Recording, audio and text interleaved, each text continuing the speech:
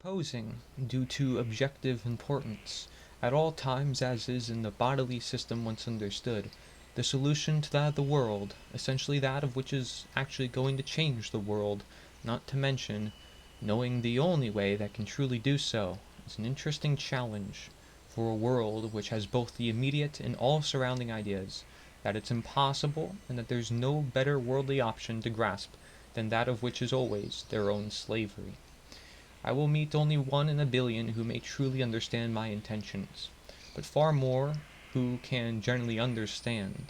I ask not for full understanding of me actually, but rather that of the law directly in applying nature in the current system that one lives in, as they are to also observe the nature of the system and, too, the nature of the people at that time especially.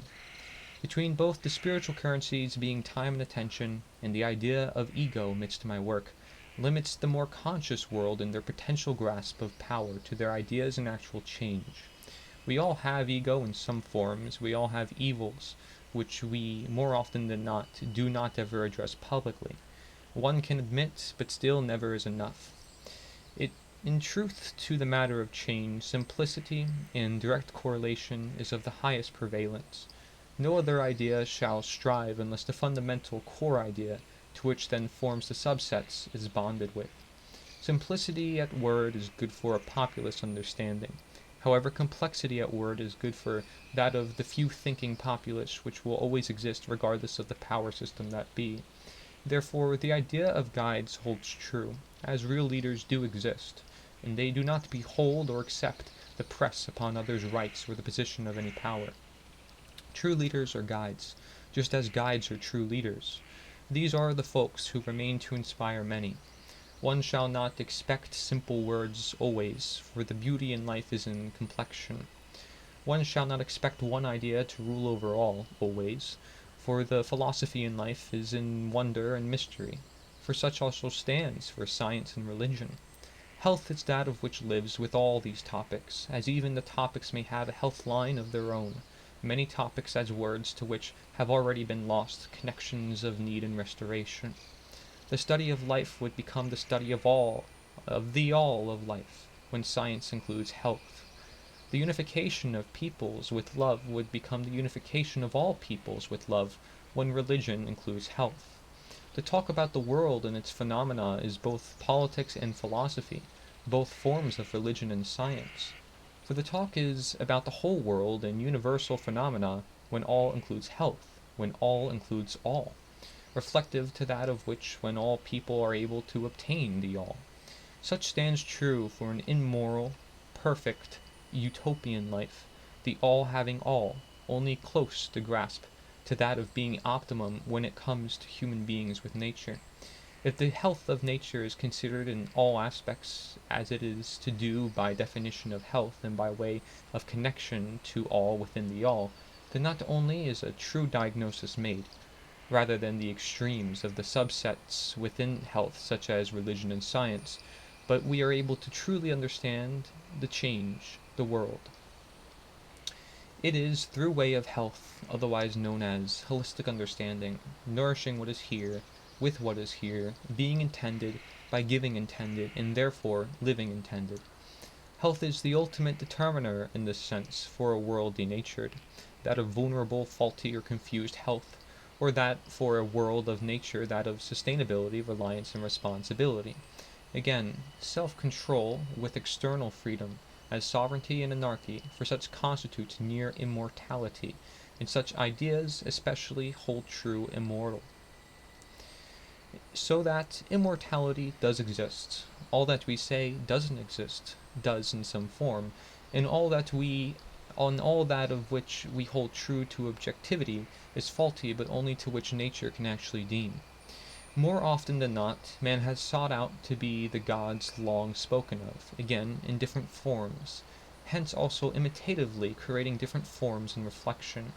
Systems such as only government as a simple yet powerful example. However, the man who has recognized this in another man while speaking on behalf of nature and relation may be doing the same himself. The true way to fix this reflection if one is still claiming to know and be of any higher power is for whom to then reflect upon their reflection therefore applying the objectivity through nature by direct consultation, to then learn how to live without need of any mirror or forcible will-seeking.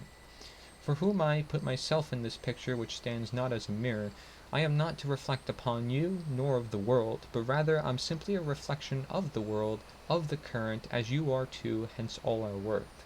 The world is of life, life becomes living, practice makes optimum. There is nothing new under the sun, but one must know there is nothing old under the sun, especially when the reflection is living. Living beings shall make life, and become life, through way of the world, nature, and therefore health, to which the two proportionally depend. Reflection exists everywhere, and human beings are of highest capability to understand such. Therefore change depends on you, just as life does too, as you are living within. Of living within, health constitutes that of which you must have living within the whole, whether that of the bodily microcosmic human or bodily macrocosmic world. Nature and health being two but one of the same, details this worthy connection and in relating all subsets within. For humans cannot live without health, and can never be detached from nature. Any system for which they impose cannot hold both health and nature, due to the nature of such will and imposing, and the nature of such system to begin with.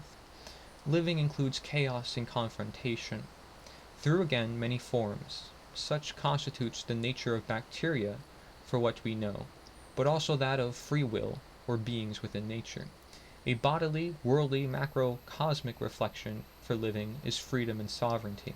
Creation, a like solution, has the requirement of life, as indeed living creates moving. Life creates movement. Movements help then create. Again, as practice makes optimum. Solution-oriented all seems to be, however, to be of chaos and confrontation. Solutions, as all inventions and creations, requires experimentation. Again, the dependency on life. One must be able to tolerate any given pain to regain strength. Then ideally one must tolerate practice to become of optimum tolerance, to become their optimum one. One of one, or in context.